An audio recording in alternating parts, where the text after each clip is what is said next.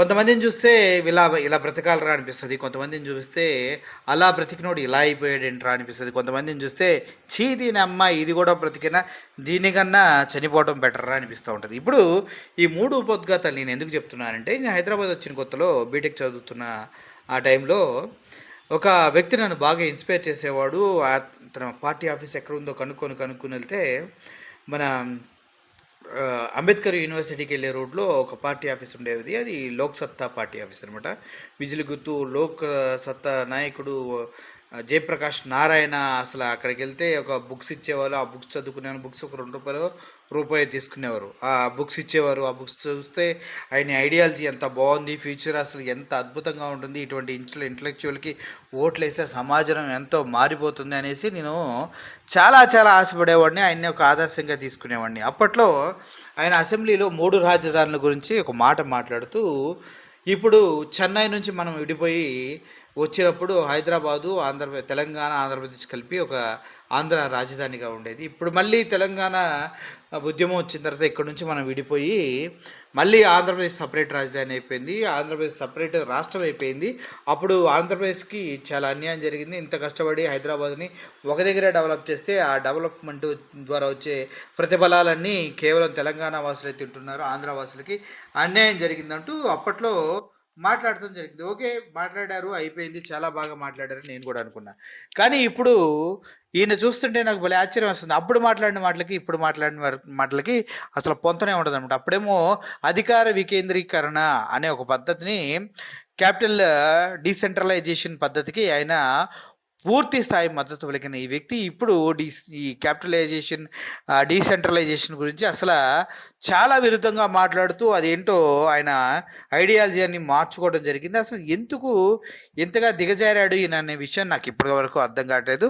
గతంలో ఆయన మాట్లాడిన మాటలు ఒకసారి మీకు వినిపిస్తాను, మీరు వినండి. వచ్చిన ప్రతి ప్రభుత్వం రాజ్యాంగాన్ని మార్చేస్తాను, రాజధానిని మార్చేస్తాను, లేకపోతే మొత్తం తలకిందులు చేస్తానంటే తొగ్గులకు అవుతారు. తొగ్గులకు ఎందుకు ఇప్పటిదాకా గుర్తుంచుకున్నా మంచి పని కాదు. రాజ్యాంగాన్ని మార్చేస్తాం, రాజధానిని మార్చేస్తాం అంటూ విచ్చలవిడిగా ప్రవర్తిస్తే మేము ఊరుకోము. మొన్న మావిగన్ స్టేట్మెంట్ వచ్చిన తర్వాత ఈసారి మాట్లాడుతున్నటువంటి మాటలన్నమాట. ఎందుకు అలా మారిస్తే అంట తుగ్లక్ అంటారంట. అది కూటమి ప్రభుత్వం మాటలు ఈయన నోటి నుంచి రావడం కూడా నాకు చాలా ఆశ్చర్యాన్ని కలిగించాయి. గతంలో ఎన్టీ రామారావు దగ్గర సీఎస్గా పనిచేసినటువంటి ఇతను ఇప్పుడు బయటకు వచ్చి పార్టీ పెట్టి అటర్ ఫ్లాప్ అయిన ఇతను కనీసం ఆ సిద్ధాంతాల్ని ముందుకు తీసుకెళ్ళడం చేత కానీ జయప్రకాష్ నారాయణ గారు ఇప్పుడు మీడియా ముందుకు వచ్చి ఆయన ఏదో కొత్తగా చెప్తాడా అంటే పాడిందే పాటరా పాసిపల్ల డాషురా అని ఈయన చంద్రబాబు నాయుడు రాగమే అందుకోవడం చాలా బాధాకరమైన విషయం. ఎందుకంటే ఈ వ్యక్తే గతంలో మాట్లాడుతూ అంత అద్భుతమైనటువంటి పంటలు పండే భూముల్ని ఎలా మీరు తీసేస్తారు, అమరావతి రాజధానికి సూటబుల్ కాదంటూ శ్రీకృష్ణ కమిటీ ఇచ్చినటువంటి నివేదిక ఏం చేశారు, దాన్ని అడ్డం పెట్టుకొని ఇంత పంట పండే భూమి ధాన్యాగారం అన్నపూర్ణ అంటారు, అన్నపూర్ణలో గుంటూరు విజయవాడ ప్రాంతాల్లో ఉన్నటువంటి సారవంతమైన భూమి మొత్తం అమరావతి డెల్టా ప్రాంతాల్లో ఉంది. అమరావతిలో సారవంతమైన భూమి ఉంది. ఈ భూమి 1,00,000 ఎకరాలు కనుక మీరు తీసుకుంటే ప్రజలకి ఆహార లోటు వస్తుందని మాట్లాడిన వ్యక్తి ఈయన ఇప్పుడు వచ్చేసి రాజధాని మారుస్తా అంటే తుగ్లక్ అంటారు అంటూ మాట్లాడతాం. వెనక అసలు రహస్యం ఏంటంటే ఈయన కూడా చంద్రబాబు నాయుడు చెప్పినట్టుగా మాట్లాడుతున్నాడా అనే అనుమానాలు చాలామందికి వస్తున్నాయి. ఎంత ఇంటలెక్చువల్ నేను ఫాలో అయిన వ్యక్తి తన సిద్ధాంతాలని సింపుల్గా మార్చేయటం వెనక అసలు కారణం ఏంటో కూడా నాకు అర్థం కావట్లేదు. ఒకసారి వినండి మళ్ళీ. జగన్మోహన్ రెడ్డి తుగ్లక్ అన్నాడు. అంతేగాని రాజధాని ఇక్కడ ఉంటే దాన్ని తీసిపారేయడమే నా లక్ష్యం, ఉన్నదాన్ని తగలట్టడమే నా లక్ష్యం, ధ్వంసం చేయడం నా లక్ష్యం అనుకుంటే అది పరిపాలన కాదు. అంచేత కొంచెం ఈ ఉన్మాదం నుంచి బయటపడి భవిష్యత్తుకు ఆలోచిస్తే మంచిది. కుడి చేయి ఎడం చేయి సంబంధం లేకుండా పోయింది అధికార కేంద్రీకరణ వల్ల. అన్ని హైదరాబాద్లో పెట్టి కూర్చోవడం వల్ల వచ్చిన సమస్య అధ్యక్ష. ఇక ముందు ఆ పొరపాటు జరగకూడదు. రాజధానిని కూడా విభజించాలి అధ్యక్ష. ప్రతి ప్రాంతంలో కూడా అసెంబ్లీ సెక్రటేరియట్ ఉండొచ్చు, కానీ సమ్మర్ క్యాపిటల్ ఇంకో చోట పెట్టండి, లేదా వింటర్ క్యాపిటల్ పెట్టండి, ఫైనాన్షియల్ క్యాపిటల్ ఇంకో చోట పెట్టండి, హైకోర్టు మరో చోట పెట్టండి, మ్యానుఫ్యాక్చరింగ్ క్యాపిటల్ ఇంకో చోట పెట్టండి, సర్వీస్ సెక్టర్ ఇంకో చోట పెట్టండి, విద్యా సంస్కృతి రంగాలు మరో చోట పెట్టండి. అంతే తప్ప అన్ని ఒక చోట పెట్టి అక్కడ ఉన్న వాళ్ళందరికీ మోదం, మిగతా వాళ్ళందరికీ ఖేదం. ఇది సరైన పద్ధతి కాదు అధ్యక్ష. భవిష్యత్తులో ఇది కర్నూలుకు వర్తించాలి, చిత్తూరుకి వర్తించాలి, తిరుపతికి వర్తించాలి, కడపకు వర్తించాలి, అనంతపురికి వర్తించాలి అధ్యక్ష, శ్రీకాకుళంకి వర్తించాలి, విజయనగరం వర్తించాలి, ఒంగోలుకు వర్తించాలి. ఖచ్చితంగా మంచి రాజధాని వస్తే సంతోషం. మన ఎందుకు రాష్ట్రపతి జరిగింది? అంతా హైదరాబాద్లో పెట్టబట్టి ఈ చంద్రబాబు నాయుడు గారు ఇలాంటి వాళ్ళంతా అన్ని హైదరాబాద్లో పెట్టబట్టి మనందరం మర్చిపోబట్టే కదా. మన దాని అనుమానం ఉన్నదా తెలుగు ప్రజలకి? ప్రపంచంలో మీరు ఎక్కడికి పోయినా కూడా తీరం ఎక్కడుంటే అక్కడ అభివృద్ధి, అక్కడ పారిశ్రామికీకరణ, అక్కడ జనాభా. ప్రపంచం అంతా అంతే. కానీ వీళ్ళకి హైదరాబాద్లో ఉన్నంతకాలం ఇంకోటి కనిపించరా, అసలు ఈ తీరం కనిపించరా, హైదరాబాదే కనిపించింది. ఇప్పుడు అమరావతే కనిపిస్తుంది. నేను చాలా జాగ్రత్తగా ఇటీవల కాలంలో ఢిల్లీ వెళ్ళినప్పుడు చంద్రబాబు నాయుడు గారు ప్రధానమంత్రి కలిసినప్పుడు ఇది రాష్ట్రానికి కావాల్సిన రాయితీలు, ప్రత్యేక ప్రతిపత్తి కూడా జరుగుతున్నాయి కదా. ఆయన ఏం మాట్లాడారని ఆ రోజు జాగ్రత్తగా చూశాను నేను. ఆయన అడిగింది ఏంటో తెలుసా, రాజధానిలో మాకు పన్ను రాయితీలు ఇవ్వండి అని అడిగాడు. చాలా విచిత్రం నాకు. 7 జిల్లాలు వెనకబడ్డ జిల్లాలు ఉన్నాయి. రాయలసీమ 4 జిల్లాలు ఎగువ గణాంకాలు, ఉత్తరాంధ్ర 3 జిల్లాలు ఎగువ గణాంకాలు. రాష్ట్రం మొత్తానికి మీరు ఇస్తే సంతోషం, ఇవ్వలేకపోతే 7 జిల్లాలకే మీరు పెట్టే పెట్టుబడులకి 100% ఆదాయ పన్ను రాయితీ, 100% సెంట్రల్ ఎక్సైజ్ కస్టమ్స్ పన్ను రాయితీ కొంతకాలం పాటు, ఓ 10 ఏళ్ల పాటు అంతే. నేను అనుకున్నాను ఢిల్లీ పోతే ఇంత చాతుర్యం అన్న మనిషి, చాకచక్యం అన్న మనిషి, ఇంత అనుభవం అన్న మనిషి ఈ ఢిల్లీ పోయి అది సాధించి వస్తాడని నేను అనుకుంటే మా రాజధానికి రాయితీలు ఇవ్వండి వచ్చాట. అంటే మీకు అసలు అమరావతి తప్ప రాజధాని తప్ప జనం లేదా? ఇప్పుడు ఆ కృష్ణా గుంటూరు జిల్లాలో అమరావతి బయట ఉన్న వాళ్ళు జనం కదా, దానికి ఇంత ఆర్భాటం. ఇదే పెద్ద మీరే సోమనాథ్ దేవాలయం కడుతున్నారా మీరు ఏమన్నా?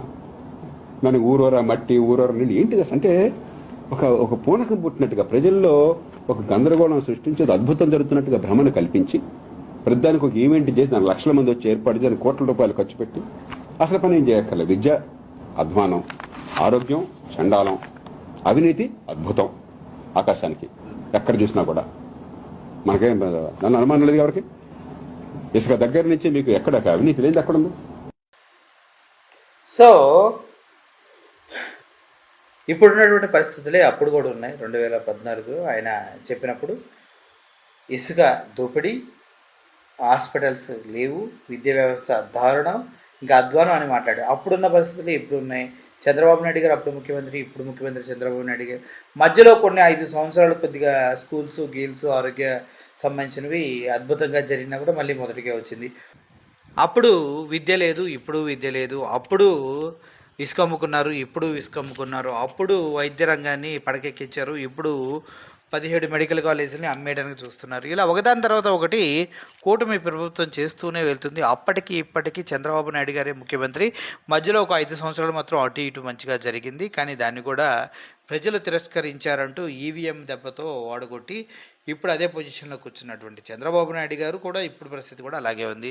మరి ఇప్పుడు జయప్రకాష్ నారాయణ గారిలో వచ్చిన మార్పు ఏంటి? అప్పటికి ఇప్పటికంటే కేవలం ఆయనలో చేతకానితనం, చత్తువు లేనితనం, పనికిమాలినతనం, సొల్లుతనం బాగా బయటకు వచ్చిందా అనిపిస్తుంది. ఎందుకంటే ఒక వ్యక్తి తన ఐడియాలజీని మార్చుకుంటూ వెళ్తుంటే పిచ్చోడు అంటాడు, వాళ్ళని తుగ్లక్ అనాలి నిజంగా చెప్పాలంటే.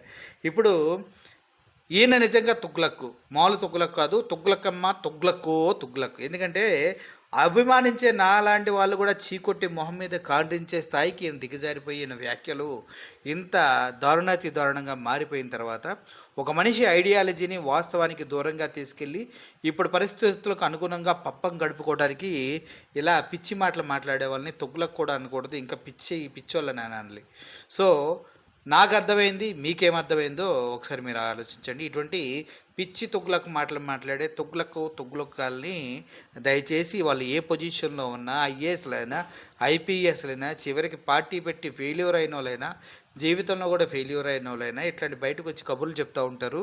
ఒక సక్సెస్ఫుల్గా సీఎం అయినటువంటి జగన్మోహన్ రెడ్డి గారి మావిగన్ ఐడియాలజీని చాలామంది పుణికిపుచ్చుకొని మావిగన్ వస్తే ఖర్చు తగ్గుతుంది, ఆంధ్రప్రదేశ్ అభివృద్ధి చెందుతుంది, విజయవాడ, మచిలీపట్నం, గుంటూరు అనేది ఇప్పటి రాజధాని, ఎప్పటికీ రాజధానిగా ఉంటే బాగుంటుందని చాలామంది అంటున్నారు. ఇన్ఫ్రాస్ట్రక్చర్ దగ్గర నుంచి A to Z బాగున్నాయి. ఎవడో మొన్న ఒక టీవీ ఛానల్లో కూర్చొని మాట్లాడుతున్నాడు, వాడు పరమ తిండిపోతైనా ఉండాలి, బుర్ర తక్కువ ఎదవైనా అయిన ఉండాలి, చేతకాని చవట దద్దమ్మ అయినా ఆయన ఉండాలి, పనికిమాలిన మాటలు మాట్లాడే పనికిమాలిన ఎదవైన ఉండాలి, లేదంటే పచ్చ కళ్ళజోడు పెట్టుకున్న పిచ్చ మొండా కొడుకైన ఉండాలి, అంతకన్నా దిగజారిపోయిన ఉచ్చదాగే పనికిమాలినోడు అయిన ఉండాలి. వాడు ఏమంటారు, హైవేల పక్కన దాబాలు ఉంటాయంట, దాబాలు అంటే వాడు చికెన్లు రోటీలు తింటాడంట. హైవేల పక్కన దాబాలు కూడా కాదు, హైవేల పక్కన విద్యా సంస్థలు ఉంటాయి, హైవేల పక్కన కంపెనీలు ఉంటాయి, హైవేల పక్కన కొట్లు ఉంటాయి, హైవేల పక్కన బిజినెస్ అంగడ్లు ఉంటాయి, హైవేల పక్కన చాలా ఉంటాయిరా పోరంబోకు అని అప్పుడే చెప్పాలనుకున్నా. ఈసారి ఆ వీడియోతో ప్రత్యేకం ఇంకో వీడియో చేస్తా. ఆ వీడియో ఈ వీడియో కలిస్తే నాకే ఆశయం వేస్తుంది. ఇట్లాంటి పనికి మానవులంతా మన ఆంధ్రప్రదేశ్ భవిష్యత్తుని నిట్టనేని మనం తాకట్టు పెట్టుకోవడానికి ఎలారా బతికున్నారు మీరందరూ అనేది మీరు కూడా ఆలోచించండి. ఆలోచించి ఈ వీడియో కింద మీ విలువైన సమాచారాన్ని కామెంట్ రూపంలో తెలియజేయండి. Thank you for watching this video. Murali signing off. Thank you so much.